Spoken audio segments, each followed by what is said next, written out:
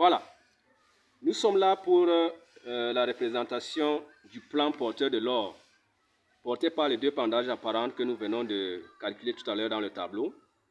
Donc, le premier pendage apparent, c'est nord 130 est, 25 sud-est.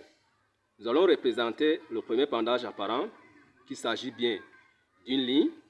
Alors, pour commencer, rassurez-vous que votre canevas est gradué. Alors, dans la position du nord, en allant au sens contraire des aiguilles d'une montre jusqu'à 180, voilà. Je commence donc. Alors, pour représenter le pendage apparent, un nord 130 est, 25 sud, je veux pivoter le nord qui est là, à la position 130. Je pivote. Vous voyez ce déplacement-là. Vous voyez ce déplacement. Vous voyez ce déplacement. Déplacement sur 130. Je suis à 130. 130. 130. Voilà, 130 là. Je vais donc représenter 25 degrés sud-est. Le sud-est est là. Nous sommes dans cette partie. Voilà sud et voilà est. Sud-est. Je vais représenter donc l'angle qui est là, dans cette partie, de 25 degrés. Alors, je suis ici. Nous sommes à 10, 20, 22, 24, 25. Je mets un point parce qu'il s'agit bien de la ligne. Il s'agit de la ligne. Alors, je vais noter la PA1, pendage apparent 1. Alors, je vais faire la même chose pour représenter le pendage apparent 2. Le pendage apparent 2 qui est ici représenté par nord 20 degrés est, 35 sud-sud-ouest. Je vais pivoter le nord à la position 20. Le nord qui est là, je vais pivoter le nord pour que le nord soit à la position 20 qui est là. Je pivote le nord. Vous voyez comment ce déplacement. Je suis déjà sur la position de 20. Sur 20. 20 qui est là. Voilà. Déjà là, l'angle de plongement de la ligne est de 35 degrés sud-sud-ouest. Donc, sud-sud-ouest est plutôt ici à l'extrémité. Voilà, sud-ouest. Donc, ça veut dire que je vais représenter mes 35 degrés dans cette partie-là. Je suis là à 10 degrés, 20 degrés, 30 degrés, alors 32, 34, 35. Alors, au niveau de 35, je vais mettre un point. Et là, je vais noter PA2, le pendage apparent 2. Voilà.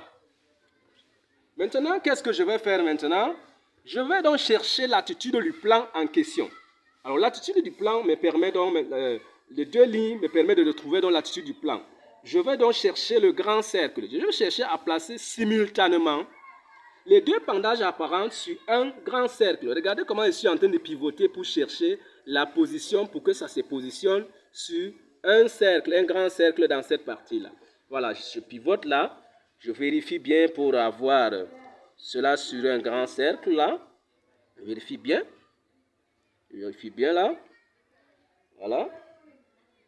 Je vérifie là pour que le pivotement soit bien sur un grand cercle.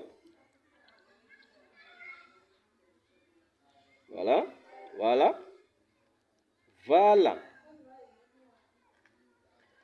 Je suis à ce niveau. Voilà, vous voyez que j'ai trouvé un grand cercle là. À partir de ce moment, je vais donc tracer donc le plan porteur dans cette direction là. Je vais donc tracer là. Je trace le plan porteur. Je trace là. Voilà.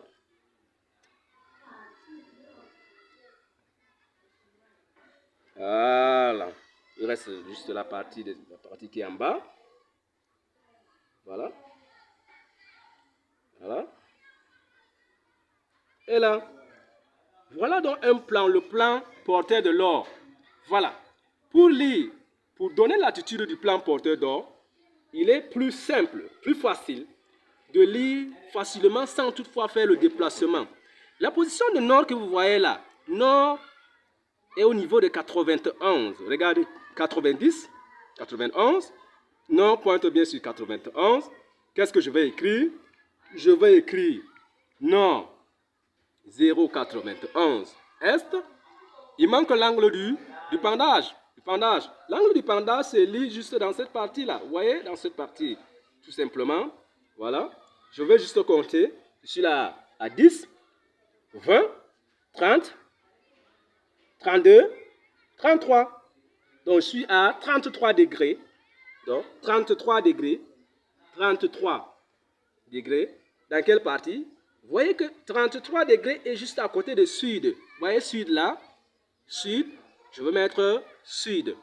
Donc, le plan porteur de l'heure en question est donc de nord 0,91, est 33 sud. Donc,